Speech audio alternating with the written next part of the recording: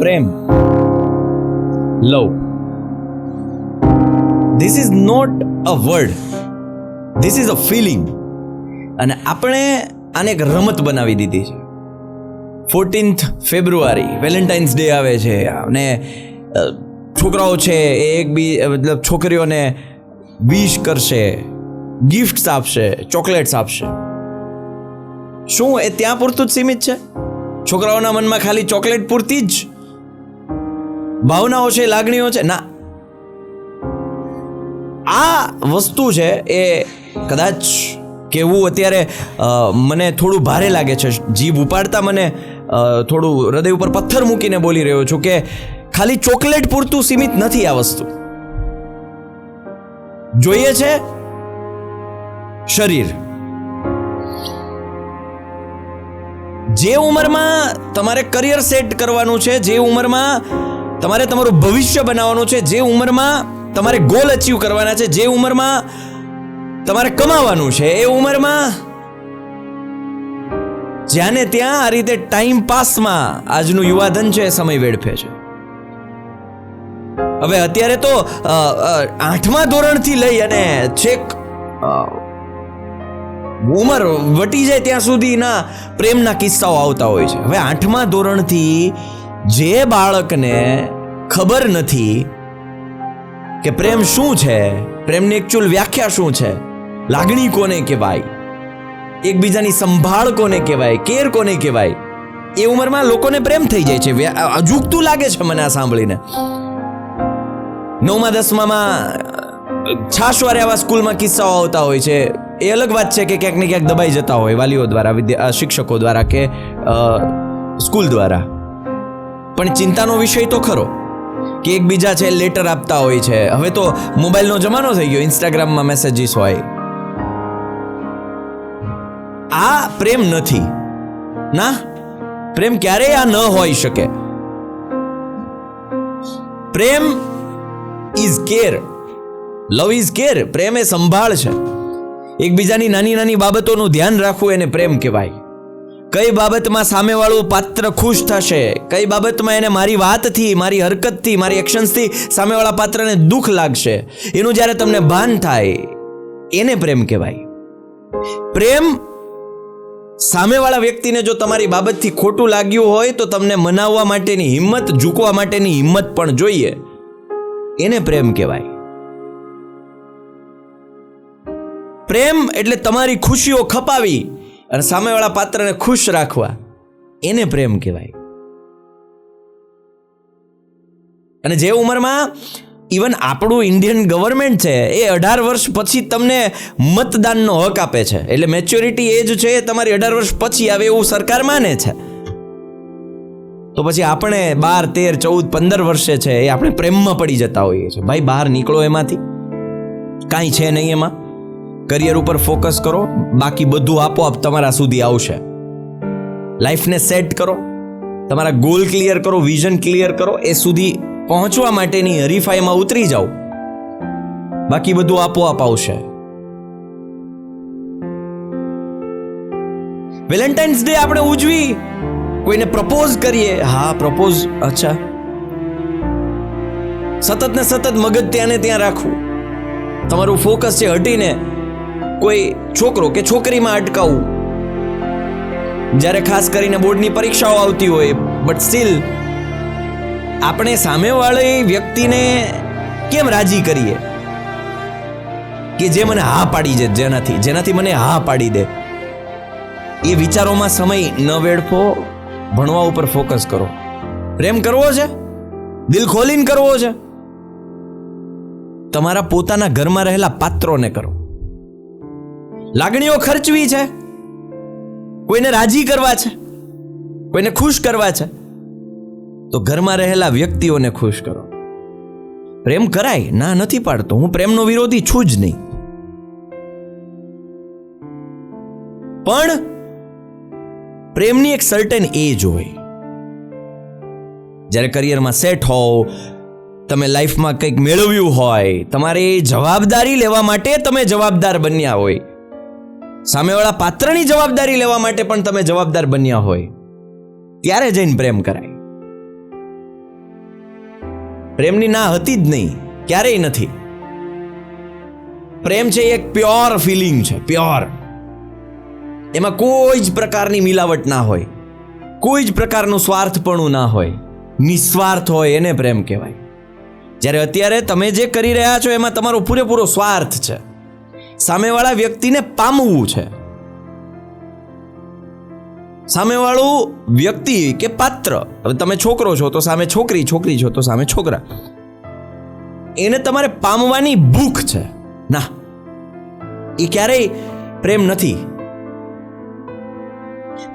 તમે એક વસ્તુ સમજો કે તમે આજે 10માં છો કે 12માં છો, તમારી પાસે રહેલી, તમારી સાથે રહેલી વ્યક્તિ કે જે તમને એમ લાગે છે કે આ વ્યક્તિ મારી જ છે, આ મને બહુ જ પ્રેમ કરે છે, આને હું બહુ પ્રેમ કરું છું, આ મારા સિવાય કોઈની નહીં થાય, હું એના સિવાય કોઈનો નહીં થાઉં, એ ક્યાં સુધી? તમે યાદ કરો, હું તમને પ્રશ્ન પૂછીશ કે તમે જ્યારે 5માં ભણતા હતા કે 6માં ભણતા હતા ત્યારે તમારી બેન્ચમાં જે બેઠેલ વ્યક્તિ, છોકરો કે છોકરી, તમારી બેસ્ટ ફ્રેન્ડ હતી કે હતો? તમે એની સાથે નાસ્તો શેર કરતા, તમે એના ચોપડાઓ શેર કરતા, પ્રિસિયસ મોમેન્ટ્સ શેર કરતા, પેન શેર કરતા, નાની નાની વાતો શેર કરતા, કેર કરતા. શું એ બધા અત્યારે એટલા જ સંપર્કમાં છે? એટલી જ એના માટે લાગણીઓ છે કે કોઈ નવા પાત્રે એની લાગણીઓની જગ્યા લઈ લીધી છે? તો મોટાભાગના વિદ્યાર્થીઓનો જવાબ હશે કે ના, એ વિદ્યાર્થીઓ જેટલા સંપર્કમાં હતા, મિત્રો જેટલા સંપર્કમાં હતા, એટલા અત્યારે નથી. એટ ધેટ મોમેન્ટ તમને એમ જ થાય કે આ મારો મિત્ર, યે દોસ્તી હમ નહીં તોડેંગે દમ મગર તેરા સાથ ના છોડેંગે. એવું આપણા મનમાં એ જે તે સમયે ફિલિંગની કૂપળ ફૂટી હોય, પણ એ કૂપળ ફૂટતા વટવૃક્ષ થતાં પહેલાં જ એ વૃક્ષ બળી જાય છે, એ લાગણીઓનું વૃક્ષ બળી જાય છે. એ દોસ્તી જ નથી ટકાવી શકતા. તો શું તમને લાગે છે આ પ્રેમ છે એ છેક સુધી, મંજિલ સુધી પહોંચશે? નહીં પહોંચે. અરે ભાઈ, નહીં પહોંચે, કારણ કે પ્રેમ છે જ નહીં. એ તો એટ્રેક્શન છે, આકર્ષણ છે, જે ટેમ્પરરી હોય. પરમનન્ટ શું હોય? એ લાગણી હોય. એ પરમનન્ટ ક્યારે બને? કદાચ તમને એમ થતું હશે કે શું સાહેબ, તો જે નાનપણના પ્રેમ હોય એ પ્રેમીઓ ક્યારે એના લગ્ન થતા જ નહીં હોય? થતા હશે. એવા હજારે, લાખો એક હોય, અને લાખોમાંથી એક તમે છો એવો વહેમ ન પાડતા પાછા. ઘણા એમ કે ઓકે, હું લાખોમાંથી એક છું, મારો પ્રેમ સાર્થક થશે. કોઈના જીવનમાં તમારી જગ્યા બનાવવા માટે જે તમે આ ભીખ માંગી રહ્યા છો ને, એમાં એવી રીતે બનાવેલી જગ્યા ક્યારેય પરમેનન્ટ નથી રહેતી, એ યાદ રાખજો. હું એટલા માટે કરિયર ઉપર ફોકસ કરવાનું કહું છું કે જ્યારે તમે સેટ થશો, જ્યારે લાઈફમાં સેટ થશો, તમે કંઈક કર્યું હશે જીવનમાં, તમે તમારા માટે કર્યું હશે, તમારા માતા પિતા માટે કંઈક કર્યું હશે, then you will become a magnet. ચુંબક બની જશો. બધી જ વસ્તુ તમારા તરફ આકર્ષાઈને આવશે, જે જોઈએ છે એ મળશે. પણ એક વખત આ સમય તમારો છે એને સાચવી લો. 10માં છો તો પરીક્ષાઓ હવે નજીક છે, એના ઉપર ફોકસ કરો. 12મું છે તો પરીક્ષાઓ નજીક છે, એના ઉપર ફોકસ કરો. કરિયરમાં સેટ થવા માટે આ 2 વર્ષો છે બહુ જ અગત્યના છે, એવું સમજજો. અને એને ધ્યાનમાં રાખી અને તમારી તૈયારીઓ રાખજો.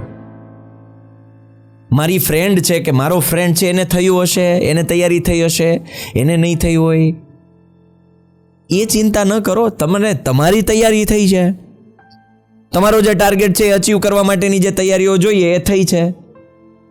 જો એનો જવાબ હા મળે તો વધુ તૈયારી કરો, પણ બીજે ધ્યાન તો નહીં જ ભટકાવતા. કારણ કે તમારા હોર્મોન્સ છે ને આ એજમાં પીક ઉપર હોય. I can understand. As a science student I can understand કે તમારા હોર્મોન્સ છે એ એક્ટિવ હોય, બધું મેળવી લેવું હોય, બધું ખાઈ લેવું હોય. સારા શબ્દોમાં તો નહીં, પણ ઇન શોર્ટ હાવ દેશી ભાષામાં કહું, તમારે બધું ખાઈ લેવું છે એક સાથે. ના, એને કંટ્રોલ કરો. એ ભૂખ જે છે ને એને કંટ્રોલ કરો. શબ્દો ભારે છે, થોડા અઘરા છે, થોડા કદાચ તમને આમ કહેવાય કે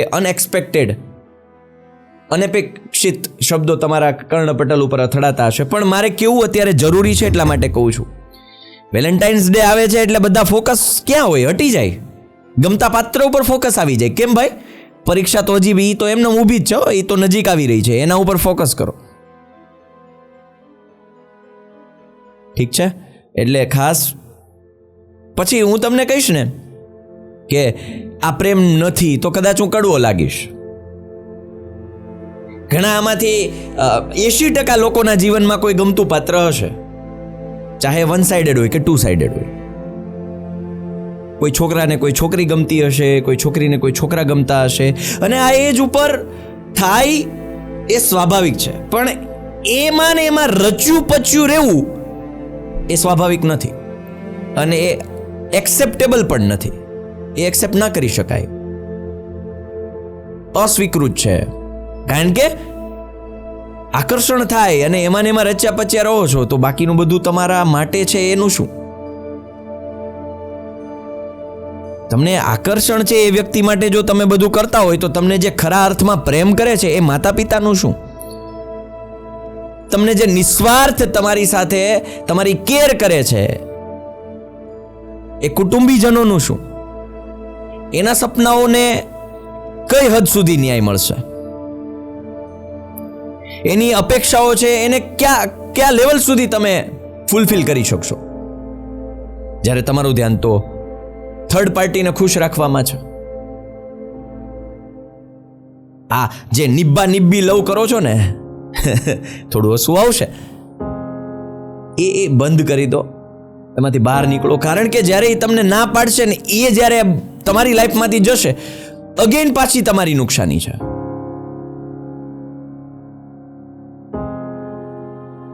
તેરે બિના ભી ક્યા જીના ઓ સાથી રે, તેરે બિના ભી ક્યા જીના. અલા એના વગર જ જીવવાનું લખ્યું તો આ તો તમે ઊંધા રસ્તે વચ્ચે ભટકાતા. સમજ્યા? એટલે જ્યાં જ્યાં તમે ફોકસ ડાયવર્ટ કરીને બેઠા છો ને એ બધાને સમેટી અને એક જ રસ્તા ઉપર ફોકસ કરો ને એ છે તમારી પરીક્ષા. એમાં જીતી ગયા, બાકીની બધી પરિસ્થિતિઓમાં તમે આપોઆપ જીતી જશો. ઠીક છે? એટલે ખાસ આ મુદ્દો મારે ચર્ચા એટલા માટે કરવો હતો કારણ કે થોડી ચિંતા હતી બાળકોની. ડાયવર્ટ થઈ ગયા છે, પછી બ્રેકઅપ થશે તો પાછા એમાં ડાયવર્ટ થશે ને પાછું એનું બોર્ડ બગાડશે ને જીવન બગાડશે ને કરિયર બગાડશે. તો કદાચ આ વિડીયો જોનારામાંથી 1, 2, 5, 10 વિદ્યાર્થીઓની જો લાઈફ બનશે તો મારા માટે આ સાર્થક છે. અને આમાંથી કદાચ 5-10 વિદ્યાર્થીઓ જો સુધરી જાય અને પોતાનું ધ્યાન છે ફોકસ કરે અને પ્રેમી પંખીડાની જોડી તૂટે અને જે પાપ લાગે એ પાપ લેવા માટે હું તૈયાર છું, મને મંજૂર છે, મને કોઈ વાંધો નથી. કારણ કે એ પ્રેમી પંખીડા તમે માનો છો અને આમ જોવા જાવ તો તમે હકીકતમાં પ્રેમી પંખીડા જ છો. ગમે ત્યારે એક પંખી ઉડી જશે ત્યારે એકલું રહેવું પડશે. એટલે વાંધો નહીં, કદાચ અત્યાર સુધી ભૂલ થઈ હોય, પોતાની જાત ઉપર થોડું સેલ્ફ એનાલિસિસ કરી એ ફેઝમાંથી બહાર નીકળી ભણવા ઉપર ફોકસ કરી અને સંપૂર્ણતઃ 100% કોન્સન્ટ્રેશન ત્યાં રાખી અને તૈયારીઓમાં લાગી જઈશું. બસ આટલું જ કહીશ. ક્યાંક ને ક્યાંક એવું મને લાગ્યું કે વિદ્યાર્થીઓ જો રાહ ભટકતા હોય તો રાહ ઉપર લાવવાની જવાબદારી એ તમારા મોટાભાઈ તરીકે મારી છે. એટલા માટે આ વિડીયો તમારા માટે, અને આશા છે કે વિડીયો પસંદ આવ્યો હશે. તમારા એવા મિત્રોને મોકલો કે જે આ માયાજાળમાં ફસાઈ ગયા છે, એને સાચી રાહ ઉપર લાવવાની જવાબદારી હું તમારા ખભે આપું છું. ફરી મળીશું કોઈ એવા ટોપિક સાથે કે જે તમારી જરૂરિયાત હશે. ત્યાં સુધી બાય, ટેક કેર, જય હિન્દ, જય ભારત, ભારત માતા કી જય, વંદે માતરમ.